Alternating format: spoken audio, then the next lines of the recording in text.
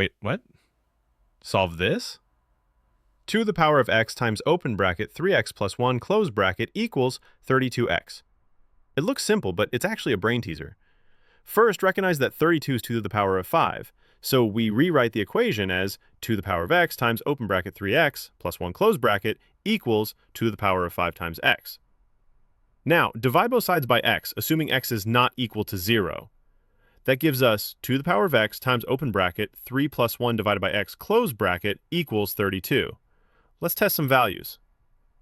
If x equals 1, left side becomes 2 times 4 equals 8. Not enough. Try x equals 2. 4 times 3.5 equals 14. Still too low.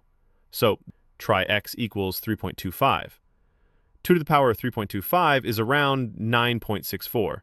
And 3 plus 1 divided by 3.25 is 3.31. Multiply. 9.64 times 3.31 is roughly 31.9, very close to 32.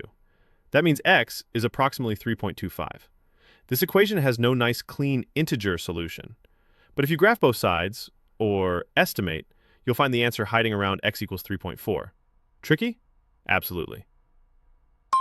Want more puzzles like this?